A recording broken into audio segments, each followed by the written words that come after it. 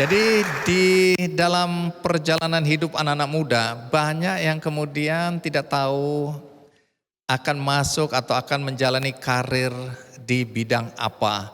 Kemudian ada juga teman-teman yang sudah punya keterampilan, tapi dia merasa bahwa keterampilannya ini belum dioptimalkan, belum bisa dikapitalisasi. Sehingga mereka juga tidak tahu bagaimana cara untuk mendapatkan pekerjaan dengan keahlian yang dia miliki.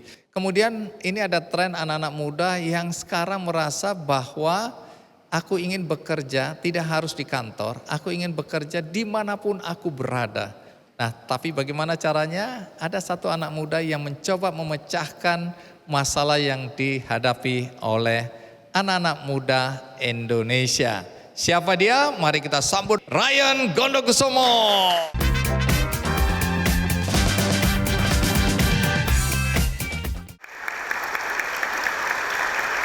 Terima kasih, terima kasih. Boleh nyapa teman-teman yang hadir di sini? Kita muda. Kalian pasti akan tertarik ya, karena ini adalah peluang buat anak-anak muda mengembangkan dirinya melalui sebuah platform yang namanya seribu.com. Nah, persisnya seribu.com ini apa? Jadi seribu.com itu sebenarnya kita ada suatu platform yang menghubungkan antara pebisnis sama freelancer atau penyedia jasa. Sampai hari ini kita udah handle lebih dari 40.000 klien. 40.000? Betul. 40.000 itu freelancer atau orang yang meminta jasa? Yang meminta jasa. Meminta jasa Iya. melalui seribu.com. Betul. Kalau freelancernya udah berapa banyak? Freelancernya kita sampai hari ini yang register udah 1,2 juta. 1,2 juta. Wow. Baik, jadi freelancer ini nggak selalu mereka yang sudah bekerja. Ada nggak mahasiswa? Banyak dari mereka mahasiswa juga. Oh, banyak mahasiswa. Betul. Jadi kalau bicara freelancer ini boleh dijelaskan apa kontribusi mereka di sini dan bagaimana cara kerja seribu.com ini antara yang meminta jasa dan yang menyuplai jasa. Jadi freelancer kita rata-rata itu adalah mereka yang punya skill setnya seperti desainer, website, programmer, UI UX, ya, content creator, translator gitu. Dan rata-rata itu skill level job. Dan freelancer kita itu bisa register di website kita atau platform kita dan itu gratis. Dan setelah itu mereka bisa buat jasanya di platform kita. Nanti kita akan bawain klien ke mereka dan klien-klien ini yaitu UKM maupun medium size business di Indonesia maupun di luar negeri yang akan order jasanya dan semua itu online. Jadi artinya bisa bekerja dari mana aja? Betul. Jadi dari rumah juga bisa? Bisa banget. Kalau aku ngelihat pas aku dulu balik dari kuliah ya di Amerika, balik Jakarta, balik Indonesia itu salah satu problem yang paling gede di market itu sebenarnya unemployment atau tingkat pengangguran yang sangat tinggi. Ini belakangan lagi benar-benar panas itu masalah ada 10 juta ya Gen Z yang sekarang ini unemployed. Nah makanya kita ngelihat nih ini satu masalah besar ya yang kita harus buat kita tuh tergerak untuk solve the problem. Jadi lahirnya seribu.com untuk menyelesaikan masalah pengangguran di negeri kita tercinta ini. Betul banget. Tapi sebelum kita lanjutkan ada baiknya kita lihat dulu ya satu tayangan berikut ini. Di Seribu, kami mempercepat kesuksesan bisnis di Indonesia. Berani tantang batasan Anda? Seribuin aja solusinya. Bergabunglah dengan ribuan pebisnis dan freelancer yang telah memanfaatkan Seribu untuk meraih kesuksesan bersama. Seribu menghubungkan Anda dengan freelancer Indonesia berkualitas secara cepat dan tepat. Komitmen kami adalah menyediakan solusi yang disesuaikan untuk kebutuhan bisnis Anda melalui platform terpercaya.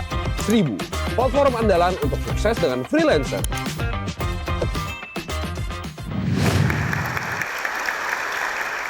Yang biasanya minta dibantu jasa apa aja yang paling banyak sekarang ini? Jadi kita banyak banget itu bantu sebenarnya new business ya atau pengusaha baru dan rata-rata klien-klien kita juga banyak di daerah. gitu. Jadi kita kayak connecting antara klien-klien atau UKM di daerah sama freelancer juga yang nggak cuma di Jakarta aja. Oke, tapi ngomong-ngomong Ryan ini sendiri lulusan apa sih? Saya itu sebenarnya insinyur. Background saya itu teknik elektro. Nah, tapi sebelum melahirkan atau menginisiasi kelahiran 1000.com pernah bekerja di mana? Saya pernah bekerja di Amerika, dulu di LA selama setahun. Terus ada krisis yang lumayan besar di Amerika. Itu kita bilang housing krisis, akhirnya saya harus balik ke Indonesia. Dan di Indonesia itu aku sempat kerja di data center ya sebagai network engineer. Dan abis itu aku pindah ke satu perusahaan fast food chain ya. Dan di situ sekitar 3 sampai 4 tahun. Banyak hal yang saya pengen initiate, pengen mulai, tapi itu tidak dapat. Terus? Jadi aku ngerasa kayaknya kalau saya mau mulai ide ini, saya harus keluar dari company. Saya sempat tuh waktu itu sampai 1 sampai 2 tahun yang saya lakukan itu cuma pitching idea. Tapi nggak pernah bisa ngeeksekusiin idenya. Jadi nekat keluar dari company ya langsung buat 1000. Oke, jadi callingnya tuh kuat sekali ya untuk memulai sesuatu yang menurut Ryan ini akan lebih banyak manfaatnya buat masyarakat kita untuk mengurangi pengangguran tadi. Ini idenya kan waktu 1000.com ya? Betul banget. Jadi ada 2 yang jadi triggernya. Pertama itu adalah memang pas saya balik Indonesia, saya ngelihat tingkat pengangguran yang sangat tinggi ya. Dan kedua, pas saya di Amerika, saya sempat ke daerah tech company di Amerika dan saya Di Silicon Valley. Saya masuk company visit. Company ini handle 100.000 B2B client. Dan yang saya paling kaget, di dalam company ini cuma ada 15 orang. Oke, apa yang membuat Ryan kaget dan kemudian terinspirasi? Jadi saya selalu dari dulu itu ngerasa kalau saya punya one day punya satu company itu saya nggak mau terlalu banyak orang. Ya karena terlalu banyak orang itu juga akhirnya banyak headache-nya juga. Tapi saya mau bantu banyak orang. Kalau di 1000.com ini itu di seluruh Indonesia ada freelancer yang menawarkan jasa di sini.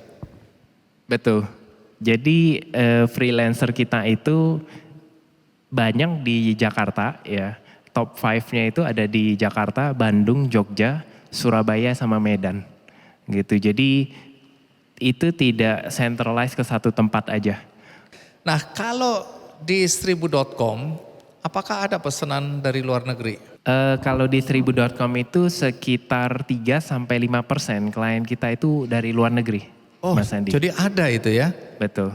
Mereka minta apa itu biasanya? Dibuatkan apa atau jasa apa yang mereka butuhkan? Ada investment company dari New York, dia minta dibuatkan dia punya video company profile. Gitu. Dan aku percaya maksudnya di negara-negara yang lain juga ada ya kayak di Eropa. Dan aku percaya banget sebenarnya talent Indonesia tuh bagus-bagus. Kualitasnya itu nggak kalah sama talent luar negeri. Yang kurang itu kesempatannya dan aksesnya supaya bisa tap in ke market luar negeri. Gitu, makanya goalnya sama visinya 1000 ke depan ya ditambah plus 1 lagi itu adalah gimana buka pintu sama akses talent Indonesia ya ke luar negeri. Dan jadi freelancer itu nggak bisa cuma kita jago eksekusi aja atau jago gambar, misalnya jago desain, jago programming, nggak bisa. Ya harus ngerti juga gimana cara communicate sama merekanya. Gimana cara baca suasana sama manage expectation mereka. Wah, jadi kalau joke-nya dulu kan ada anak yang dimarahin sama orang tua karena di kamar terus kan. Ini anak kamu tuh, ayo keluar kerja gitu kan. Ibu, aku lagi kerja apa di kamar terus main komputer terus gitu kan. Tak tahu dia punya penghasilan. Itu dulu. Sekarang orang udah tahu di rumah pun kita bisa bekerja dan menghasilkan uang ya. Nah salah satunya ya menawarkan jasa ke 1000.com tadi ya. Ayah saya satu-satunya yang datang ke saya, kamu udah keluar dari company lama. Kenapa cuma kasih 8 bulan untuk ini? Be persistent. Saya masih ingat kata-katanya dia.